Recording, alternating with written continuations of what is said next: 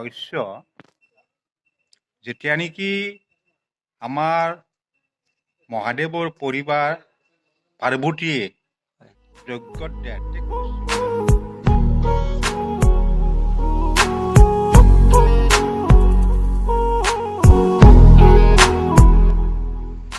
High friends, welcome to my YouTube channel Rangiyal vlog. আৰু আজি আছোঁ মই বাইহাটা চাৰিআলি মদন কামদেৱ এৰিয়াত, আৰু ইয়াৰ পৰা দশম আপোনালোকক মদন কামদেৱৰ মন্দিৰটো। তো ভিডিঅ'টো স্কিপ নকৰাকৈ সম্পূৰ্ণ শেষলৈ চাই থাকক।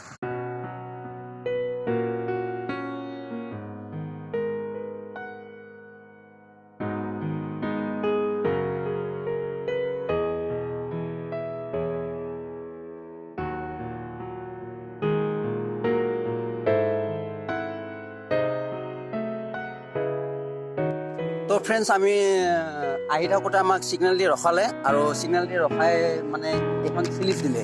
আৰু এইখন শ্লিপ কিয় দিছে মই কৈ আছোঁ। মানে আমি যিখন গাড়ী লৈ আহিছোঁ সেই গাড়ীখনৰ বাবে 20 টকা লৈছে, আৰু যদি আপোনালোকে মানে বাছ লৈ আহে তেতিয়াহ'লে আপোনালোকে দিব লাগিব 200 টকা।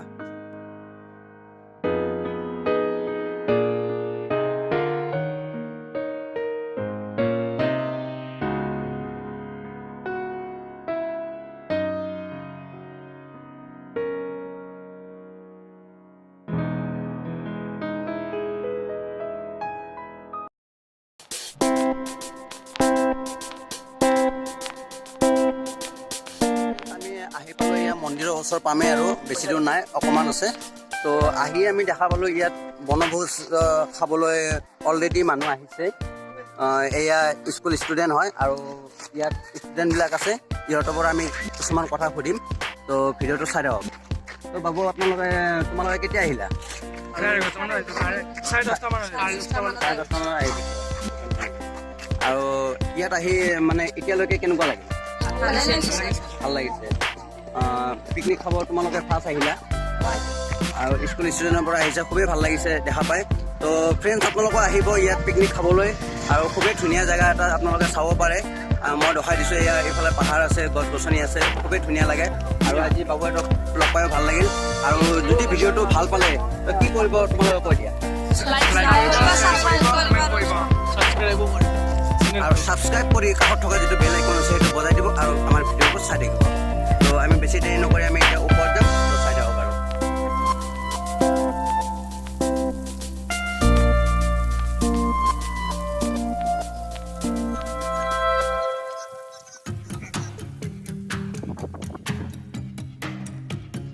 আৰু আপোনালোকেতো গম পাইছিলে যে মই আজি আপোনালোকক দশম মদন কামদেৱৰ ৰহস্য, আৰু এয়া কি ৰহস্য হ'ব সেয়া সম্পূৰ্ণ দশম চব দেখাম। আপোনালোকে খালি চেনেলটো ছাবস্ক্ৰাইব কৰক। চেনেলটো যদি ছাবস্ক্ৰাইব নকৰে তেনেহ'লে বিদ্যা মা কচম কৈছে অমিতাভ বচ্চন সেইটো সদায় বনাই থাকিব।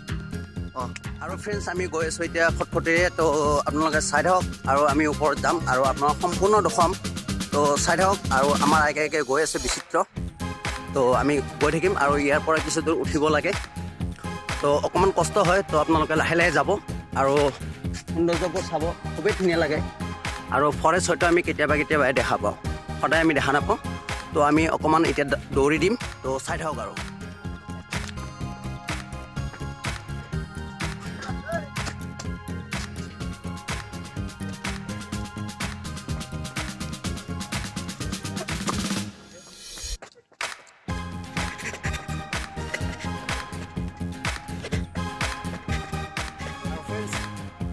আৰু ফ্ৰেণ্ডছ, আৰু এয়া তলৰ পৰা দৌৰি ইয়ালৈকে আহিলোঁ, আৰু কিছু দূৰ গৈয়ে পাম যিটো মন্দিৰ বিশেষ ঠাই আছে, সেই ঠাইখনেই পাম।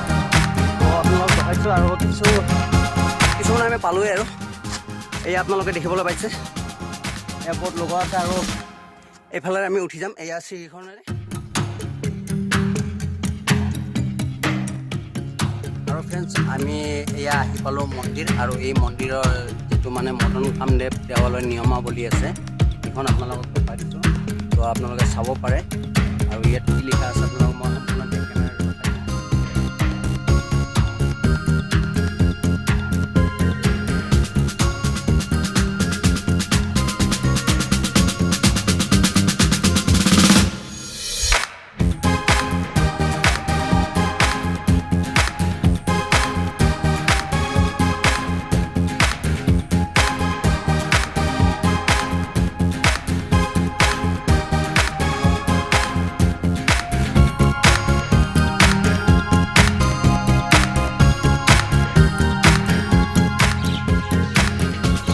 আপোনালোকে যে এইবোৰ শিলামূৰ্তি দেখি আছে, এই শিলামূৰ্তিবোৰ মাটিৰ তলৰ পৰা পুনৰ ইয়াত সজাই থোৱা হৈছে।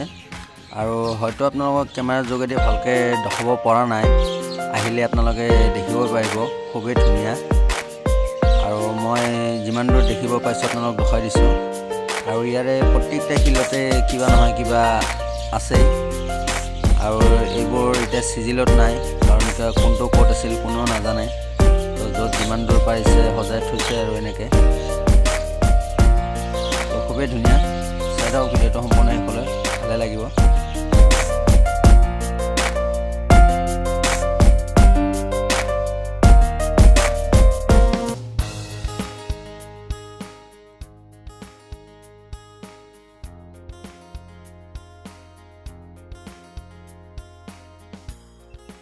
আৰু এই মন্দিৰৰ বিশেষ এটা মই নাজানো, আৰু নজনাৰ ফলত মই আপোনালোকক জনাবও নোৱাৰিম। আৰু সেইখিনি কি আছে আপোনালোকক জনাব আমাৰ এই খুৰাই, আৰু খুৰাৰ পৰা আমি শুনি লওঁ কি কয়।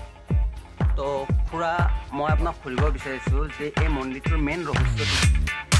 এই মন্দিৰৰ ৰহস্য যেতিয়া নেকি আমাৰ মহাদেৱৰ পৰিবাৰ পাৰ্বতীয়ে যজ্ঞত ত্যাগ কৰিছিল, দক্ষৰ যজ্ঞত ত্যাগ কৰিছিল, এই কথাটো মহাদেৱে জানি তেওঁ খঙত অধীৰ হৈ পাৰ্বতীৰ সেই মৃত কলেবৰ কান্ধত লৈ অনাই বনাই ঘূৰি ঘূৰিছিল।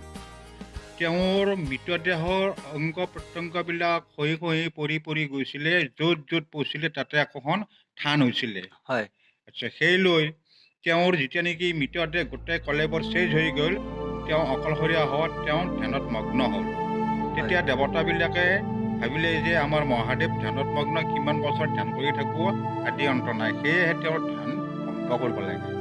সেয়েহে তেওঁলোকে কৃষ্ণৰ মানস পুত্ৰ কামদেৱক, মদন কামদেৱক মহাদেৱৰ ধ্যান ভংগ কৰাৰ কাৰণে তেওঁক পঠাই দিলে। তেতিয়া তেওঁ পঞ্চশৰ মাৰি পেলাই মহাদেৱৰ ধ্যান ভংগ কৰি দিয়াত মহাদেৱৰ যিটো নেকি অগ্নি, য'ত নেকি যিটো চকুৰে চালে সেই চকুৰে জুই বাহিৰ হয়, সেইটো চকুৰে চাওঁতে মদন কামদেৱ ভস্ম হৈ গৈছিলে। তেতিয়া ৰতি দেৱীয়ে এই কথাটো জানি পাৰ্বতীক সুধিলে। পাৰ্বতী তেতিয়া মহাদেৱক জীৱন দান দিব পাৰে বুলি ক'লে। তেতিয়া ৰতি দেৱীয়ে তেওঁৰ শিৱলিংগ কৰি মহাদেৱক স্তুতি কৰিলে। মহাদেৱে তেতিয়া তেওঁৰ জীৱটো দি দিলে, মদন কামদেৱৰ জীৱটো দিলে। যদি জীৱটো দিলে, তেওঁৰ আগৰ যিটো ৰূপ আছিল সেই ৰূপটো দিব নোৱাৰিলে। যেতিয়া নোৱাৰিলে, তেতিয়া মহাদেৱে পাৰ্বতীক ক'লে, মহাদেৱে ৰতি দেৱীক ক'লে যে ৰতি, তুমি মোক ধ্যান কৰিছ সঁচা কথা, মই তোমাক জীৱটো দিব পাৰোঁ, কিন্তু মই ৰূপটো দিব নোৱাৰোঁ। এই ৰূপটো দিব লাগিব কামাখ্যা দেৱীয়ে, সেয়েহে তুমি কামাখ্যা দেৱীক আৰাধনা কৰা। সেয়ে ৰতি দেৱীয়ে ইয়াতে 14টা শিৱলিংগৰ যৌনিপীঠ স্থাপন কৰি 14,000 বছৰত তেওঁতে মহাদেৱক ধ্যান কৰিছিল। ধ্যান যোগে তেওঁ পাৰ্বতীক কামাখ্যা দেৱীক আনি কামাখ্যা দেৱীয়ে ইয়াতে তেওঁৰ কামদেৱৰ পুনৰ জীৱন লাভ কৰাৰ উপৰিও তেওঁৰ আগৰ যিটো নেকি ৰূপ আছিল, ৰূপটোক তেওঁ দান দিছিল। আৰু যি তাৰিখত ইয়াতে তেওঁৰ পূৰ্ণাংগ জীৱদান পাইছিল, ৰূপ পাইছিল, সেই তিথিটো হ'ল মদন ত্ৰয়োদশী হিচাপে আমাৰ ইয়াতে চ'ত মাহৰ শুক্লপক্ষৰ ত্ৰয়োদশীত এটা জন্মোৎসৱ অৰ্থাৎ মদন ত্ৰয়োদশী উৎসৱ পালন কৰা। আৰু এই পালন কৰিছিল আমাৰ দেৱতাসকলে। তেওঁলোকে আনন্দত অধীৰ হৈ গ'ল যে মদন কামদেৱ আগৰ নিচিনা ৰূপ পাইছে, আগৰ নিচিনাকৈ আমাৰ দেৱ সমাজত তেওঁ চলিব পাৰিব। সেয়েহে তেওঁলোকে ইয়াতে এটা অভিৱৰ্তন পাতিছিল। এই অভিৱৰ্তনত মহাদেৱকো নিমন্ত্ৰণ কৰিছিল, কিন্তু মহাদেৱ আৰু পাৰ্বতীক নাৰদে আহিব নিদিয়াৰ কাৰণত তেওঁলোক পশ্চিম ফালৰ পৰা এটা গোপেশ্বৰ বুলি মন্দিৰ আছে, গোপেশ্বৰ মন্দিৰত তাতে মহাদেৱ লুকাই থাকিলে। আৰু পাৰ্বতী কোঠা নামে এটা কোঠা আছে, তাত পাৰ্বতী কোঠা হিচাপে তাত পাৰ্বতী লুকাই থাকিলে। আৰু এইখিনি আছিল আমাৰ দেৱদাৰ, য'ত নেকি পাৰ্বতী কোঠা আৰু মহাদেৱ লুকাই থকা আছে, গুপ্তেশ্বৰ বুলি কয়। সেইখিনি এতিয়া বৰ্তমান গোপেশ্বৰ। সেইখিনি আছিল আমাৰ দেৱতাসকল অহাৰ, কামাখ্যা দেৱী অহাৰ এটা তোৰণ আছিলে, গেট এটা আছিলে। সেই গেটটোক দেউদুৱাৰ বুলি কয়। এতিয়া বৰ্তমান আছিলে কি দেৱদাৰৰ পৰা এতিয়া বৰ্তমান দেউদুৱাৰ বুলি জনাজাত। এইখিনিয়ে হ'ল আমাৰ এই মন্দিৰৰ ইতিবৃত্তি, আৰু ইতিবৃত্তিৰ কিছুমান তাৎপৰ্যপূৰ্ণভাৱে আমাৰ এইটো প্ৰচাৰৰ কাৰণে আমাৰ কমিটিৰ ফালৰ পৰাই মদন কামদেৱ নামত এখন থুলমূল কিতাপ এখন আভাস দিছে। আৰু কিতাপখন মই আপোনালোকক দেখাই দিছোঁ, এয়া আপোনালোকে চাব পাৰে। মই আপোনালোকক দেখাই দিছোঁ, আপোনালোকে ইয়াতো আহিলে কেতিয়াবা এই কিতাপখন লৈ পঢ়িব পাৰিব। আৰু ইয়াত সম্পূৰ্ণভাৱে লিখা আছে মদন কামদেৱ, এয়া মই দেখাই দিছোঁ। আৰু এটা কথা সুধিব বিচাৰিছোঁ খুৰাক, এই মোৰ পিছফালে যিবোৰ মানে শিল ভাঙি চুঙি মানে আছে, তাক সজাই পৰাও ৰাখিছে, তো তাৰে বিষয়ে অকণমান সুধিম, তো কি কয় আমি শুনি লওঁ। এই যিটো নেকি অ'ত ত'ত সিঁচৰিত হৈ পৰি আছে কিছুমান ভাঙা মূৰ্তি বা কিছুমান ষ্টেপ, এইটো আছিলে আমাৰ যিটো নেকি পিছৰ এই যুগৰ মূৰ্তিটো আছে, এই যুগৰ মূৰ্তিটোৰ আমাৰ সেইটো এটা মণিকূট আছিল। কিন্তু সময়ৰ সোঁতত হয়তো কোনো দুৰ্বৃত্ত নতুবা ভূমিকম্পৰ ফলত এইটো জুই পৰি অ'ত ত'ত সিঁচৰিত হৈ পৰি আছিল। কিন্তু যেতিয়া পৰি আছিল 17 বছৰ পৰি থাকোঁতে তাৰ ওপৰত গছ গছনি গুচি গ'ল, মাত্ৰ মন্দিৰটোৰ ভেটিটোৱে পৰিচালিত হৈ আছিল। সময়ৰ সোঁতত আমাৰ যেতিয়া নেকি এই মন্দিৰটো কেনেকৈ পৰি থাকিলে, আমাৰ পশ্চিম ছাইডৰ পিয়লিখাটা বুলি এখন গাঁও আছে, তেওঁৰ সেই মুছলিম সম্প্ৰদায়ৰ লোক এজনে এই মন্দিৰটো 5 বছৰ পৰিচালনা কৰিছিলে। কিন্তু চৰকাৰৰ ফালৰ পৰা এই মন্দিৰটো বৰ্তমান আমাৰ দলৰ হাতত দিলে, অসমীয়াই এজন ভাল ভট্টাচাৰ্যৰ হাতত গতাই দিলে। তেখেত আছিল বৰ্তমান সৰ্বেশ্বৰ শৰ্মা বুলি কয়। সৰ্বেশ্বৰ শৰ্মাক গতাই দিয়াৰ পিছত তেওঁ মৃত হোৱাৰ পিছত তেওঁৰ গোটেই ঘৰৰ দলে এই মন্দিৰটো পৰিচালনা কৰিছিল। কিন্তু মন্দিৰটো পৰিচালনা কৰাত মন্দিৰৰ অকণমান ভুগধুনি মাটি আছে, ভুগধুনি মাটিবিলাকৰ যিবিলাক মানুহে নেকি আদিয়া চুক্তি খাইছিলে, তেওঁলোকে মানে এই মন্দিৰৰ ওপৰত এই বস্তুটো আমাক দিয়া নাছিলে। নিদিয়াৰ ফলত ঘৰৰ দলে এই মন্দিৰটো পৰিচালনা কৰাত বহুতো মানে অজুহাত পাইছিলে। সেয়েহে তেওঁ 1972 চনত আমাৰ এই অঞ্চলৰ ৰাইজক মাতি এখন সাধাৰণ সভা পাতি তেওঁ এই বস্তুটো এখন কমিটি বনাই পেলাই কমিটিৰ হাতত অৰ্পণ কৰিছিলে 1972 চনত। তেতিয়াৰ পৰা বৰ্তমান আমাৰ এই ৰাইজৰ পৰিচালনা মতে এই মন্দিৰটো মাত্ৰ নৈমিত্তিক ভোগটো আৰু পূজা অৰ্চনাটোহে আমি পৰিচালনা কৰিব পাৰোঁ কমিটিয়ে। বাকী যিবিলাক নেকি কৰি আছে এইবিলাক বৰ্তমান প্ৰত্ন বিভাগ অৰ্থাৎ আৰ্ক'লজিয়ে ইয়াৰ মানে গোটেইখিনি কাম হাতত লৈ বৰ্তমান ইমান কৰি মানে উন্নয়ন আগবঢ়াই।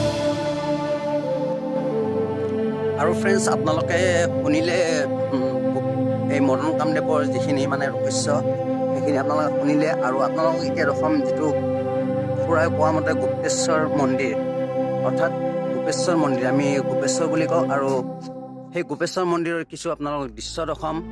আজিলৈ এই ভিডিঅ'টো ইমানতে এৰিলোঁ। আৰু নেক্সট ভিডিঅ'টো চাবলৈ চেনেলটো ছাবস্ক্ৰাইব কৰক আৰু কাষত থকা যিটো বেল আইকন আছে সেইটো দবাই থওক আৰু আমাৰ নতুন ভিডিঅ'বোৰ চাই থাকক।